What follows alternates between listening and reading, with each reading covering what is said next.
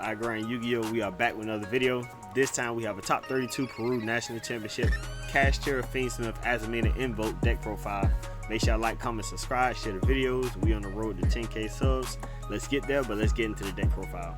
So for the deck profile, we have a 47 card main deck count. It's already an interesting deck to start off, but let's get into it. So we have 3 Alistair the Invokers.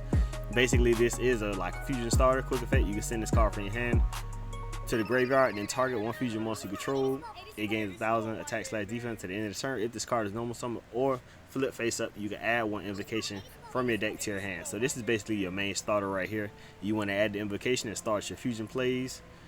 But as of right here, we have the Deal Bell Starter Black Witch. We play 2 of those, so I'm surprised to see how this deck will, fully come, together. So we play 2 Deal Bell Star.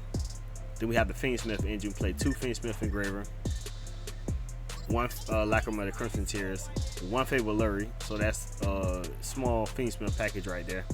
Then we play the Kashtira engine, which is very, very powerful on its own. But we mix all these things together and we just get an amazing deck. That's how Yu-Gi-Oh! Works.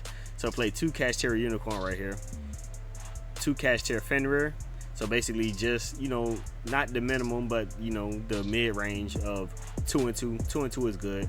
You don't have to really max out on 3, but seeing 1 and being able to climb into the other is pretty good. Then we have 3 more Charming Fualos, so we have a couple hand traps.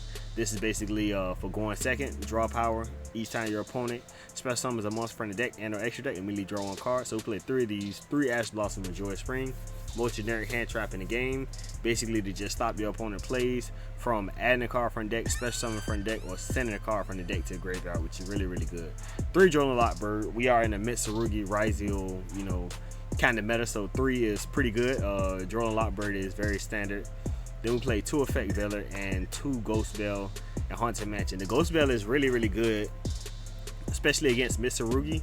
The Effect Veiler, we could probably pass on the Effect Veilers, but it is what it is.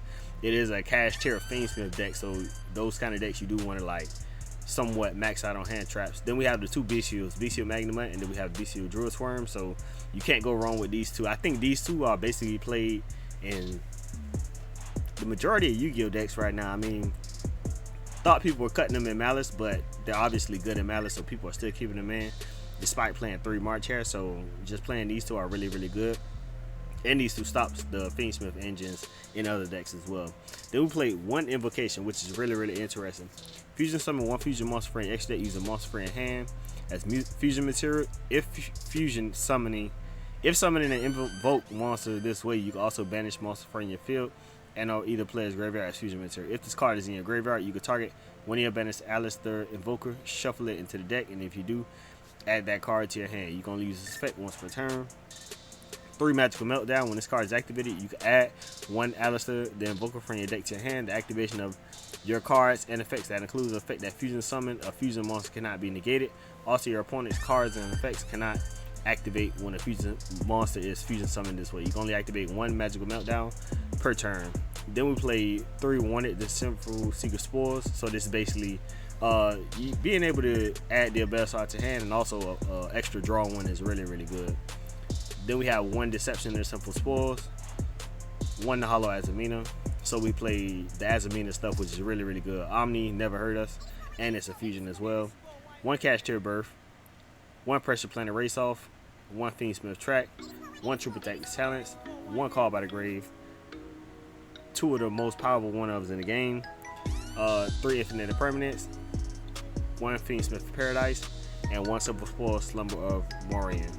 Then for the extra deck, we play 1 Invoke Raijin, 1 Invoke Kaliga, 1 Invoke Mechaba, 1 Duke of Demise, 1 Fiendsmith Desiree, 1 Azamina Sylvia, 1 Azamina Rishilago, 1 IP Masquerena, 1 SP Little Knight.